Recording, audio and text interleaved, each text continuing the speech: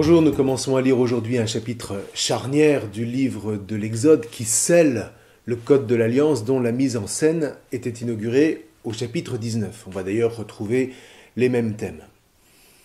Et en même temps, ce chapitre est un prélude à l'ensemble des chapitres 25 à 31 sur l'organisation du culte au désert. Alors, dès le verset 1, Hachem convoque Moïse sur la montagne. Il en était descendu, rappelez-vous, au chapitre 19, c'était juste la fin du chapitre. Hachem lui parla ainsi, va, descends, puis tu monteras, toi et Aaron avec toi. Moïse descendit vers le peuple et parla ainsi.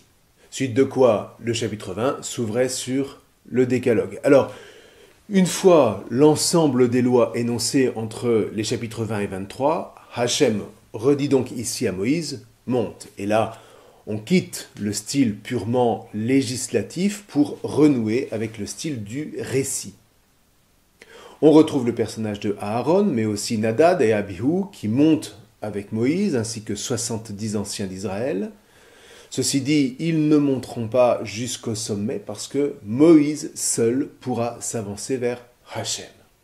Et là, on nous décrit déjà à demi-mot les parvis du futur temple de Salomon. D'abord, le parvis du peuple, le plus éloigné du sanctuaire, et puis le parvis des anciens, qui deviendra le parvis des Lévites, et puis le sanctuaire en lui-même, dans lequel n'entraient que les prêtres, et enfin le Saint des Saints, le Héral, le lieu où trône Hachem, et où ne pénètre que le grand prêtre, une fois par an, à Yom Kippour, le jour du grand pardon. Or, quand le récit nous dit que Moïse seul s'avance au sommet de la montagne vers Hachem, il n'y a pas à sourciller, il est le grand prêtre. Il est le grand prêtre qui s'avance devant Hachem au nom du peuple, qui porte avec lui tout le peuple. Et une tradition juive qu'on appelle la Chassidoute va complètement dans ce sens. Le Chassidim, c'est un mouvement du XVIIIe siècle qui est né en Europe de l'Est, une espèce de renouveau charismatique de la pensée juive, si vous voulez. Alors là, évidemment, il y aurait beaucoup à dire, mais c'est simplement pour montrer que voir ici Moïse comme grand prêtre, eh bien, ça n'est pas qu'une lubie. Alors, c'est vrai, techniquement, ce sera Aaron qui va recevoir ce titre de grand prêtre. Alors peut-être qu'il faut aller encore plus loin concernant Moïse et aller jusqu'à dire qu'il est ici plus que le grand prêtre. Dans le même sens où l'Épître aux Hébreux assimilera le Christ Jésus au grand prêtre, mais un grand prêtre d'une autre nature, de l'ordre du roi Melchitsédek, plus grand que le grand prêtre lévitique, parce que antérieur à l'institution lévitique qui aura lieu à partir du chapitre 28 de l'Exode. Ici, on a la même chose avec Moïse. Il est le grand prêtre d'avant l'institution lévitique.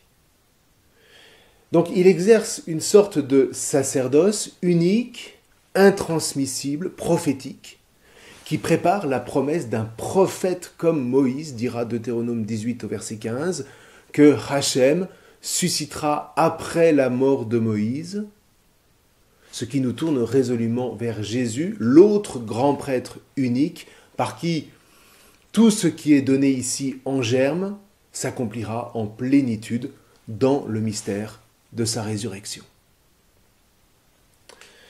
Alors, ceci dit, Moïse ne monte pas tout de suite, s'il est le grand prêtre qu'on vient d'évoquer, fût-il unique, il doit monter en portant en lui l'engagement du peuple vis-à-vis du Code de l'Alliance, un engagement que nous rapporte précisément le verset 3. « Toutes les paroles qu'a parlé Hachem, nous les ferons, dit le peuple. » Et voilà que, pour la première fois, on nous dit « Moïse écrivit toutes les paroles du Seigneur. » Et là, c'est quelque chose d'absolument nouveau et essentiel. Pourquoi ? Parce que l'écrit, c'est ce qui reste quand la voix s'est éteinte. Alors de deux choses l'une, soit l'écrit devient une vague consignation d'une parole dont on veut simplement conserver une trace, mais alors elle devient littéralement lettre morte. Soit, c'est précisément ce qu'on va nous dire au verset 7, l'écrit est là pour donner à la parole un second souffle. Du coup, l'écrit devient le soutien de la parole qui est proclamée à haute voix. Vous voyez, de ce point de vue, la Bible n'est pas du tout un roman. Vous ne vous imaginez pas déclamer un roman à haute voix. Eh bien, la Bible, elle est faite tout au contraire pour être lue à haute voix. Comme pour dénouer le silence qui menace le livre quand on en fait un simple mémorial intellectuel. Du coup, grâce à l'écrit, la parole demeure. Et par la voix qui va la proclamer, elle demeure vivante, toujours actuelle, donnant la vie. Elle parle à toutes les générations qui lui prêtent leur souffle, de sorte que Moïse reste présent à toutes les générations. La voix redonne à la lettre son souffle, son esprit. Et quand cet esprit est l'esprit du Christ Jésus, alors l'écrit, la lettre, devient pleinement parole de Dieu. Une parole vivante au sens où elle donne la vie. Et c'est en proclamant la parole que le peuple juif a pu traverser son histoire, si douloureuse qu'elle fut. Et c'est par la proclamation de la parole dans le souffle de l'esprit du Christ que l'Église transmet la vie au milieu d'un monde sans voix, qui se terre de plus en plus dans le mutisme. Alors, ceci dit, restons un peu sur le sens de ce mot « parole ».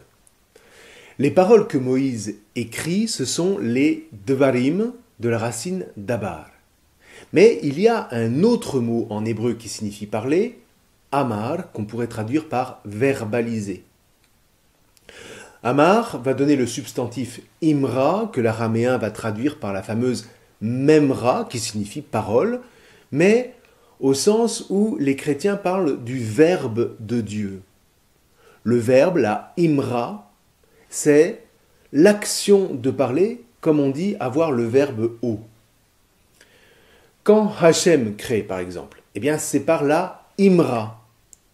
Vayomer Elohim yehi or, littéralement, et il verbalisa ainsi que soit la lumière. C'est en Genèse 1, verset 3. Eh bien ici, c'est le verbe amar. En revanche, pour le décalogue, les 10 paroles, ce sont 10 devarim. Non plus la racine amar, mais la racine dabar. Et là, c'est un petit peu plus subtil. Dabar, c'est ce qui est intérieur, c'est ce qui cherche à se manifester. C'est ce qui, en l'homme, est enfermé dans sa chair et qui cherche à sortir, à s'exprimer, et se libère par la voix. Voilà, le dabar, c'est ça, c'est ce qui s'exprime, ce qui sort des choses pour entrer en relation et prendre place dans l'histoire du monde. Dit autrement, en Hachem, la memra, c'est la source de la parole, et le dabar, c'est le jaillissement, c'est la manifestation de cette source. Donc, que fait Moïse au sommet de l'Horeb ? Eh bien, il contemple la source. Il contemple la memra de Hachem. Et c'est la raison pour laquelle les pères de l'Église diront qu'il contemple le Verbe. D'où ces représentations de Moïse qui contemplent le Christ en personne. Et quand il redescend, Moïse va transmettre ce qu'il a contemplé par le dabar qui est en lui. On ne peut pas mettre la memra par écrit. Elle est en Dieu et elle dépasse tout ce que le langage humain peut exprimer. Mais la memra suscite en l'homme une parole, un dabar, qui lui peut être mis par écrit. C'est comme pour Jésus qui est la memra de Hachem. Cette memra ne peut pas être mise par écrit. En revanche, elle suscite un dabar, une parole intérieure qui, elle, peut s'écrire. Alors, en revanche, la memra peut prendre chair. De sorte que contempler le Christ en sa chair, eh bien c'est écouter la memra du Père qui est en lui. Mais cette memra, quand elle parle, c'est par la parole, c'est par le dabar, que les évangélistes vont pouvoir recueillir et mettre par écrit pour qu'elle soit transmise. Bon, alors ça paraît un peu compliqué, je l'admets, mais enfin, ça mérite d'être pensé, parce que, en définitive, tout ça a un impact formidable sur notre manière d'être dans le monde. Parce que, en hébreu, le dabar ne dit pas ce que sont les choses, à la différence de nos langues occidentales qui désignent ce qu'elles voient physiquement et géométriquement parlant. L'hébreu ne voit pas les choses du monde pour ce qu'elles sont, mais pour ce qu'elles sont appelées à être. Il les rapporte à leur fin, il les insère dans un mouvement, dans une histoire. D'ailleurs, en hébreu, vous n'avez aucun terme pour dire la chose en soi. Toute chose est avant tout un dabar. C'est-à-dire la chose en tant qu'elle parle, en tant qu'elle traduit une réalité cachée, en tant qu'elle a un sens.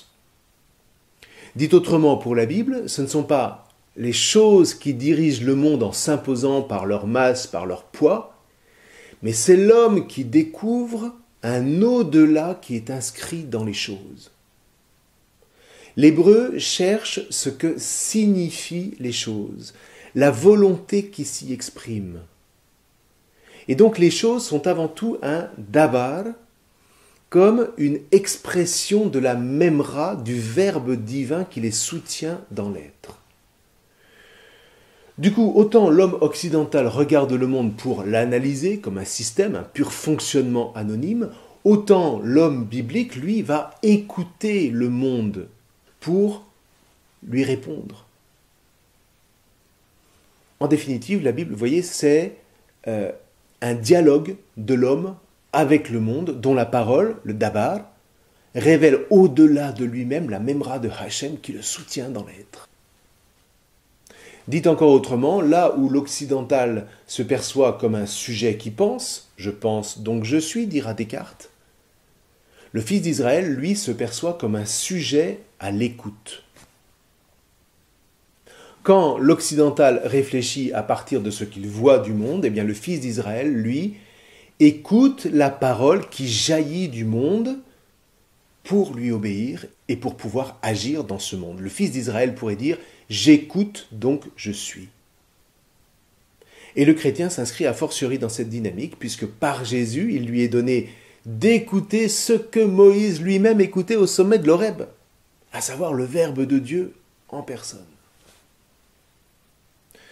Donc vous voyez, en définitive, quand les fils d'Israël disent au verset 3 « Toutes les devarim que Moïse a dites, nous les ferons », eh bien, ils s'engagent à entrer comme un seul peuple, comme un seul corps, dans l'histoire de l'Alliance dont la source n'est autre que la memra de Hachem, dont Moïse, ce grand prêtre absolument unique et irremplaçable, est l'intermédiaire.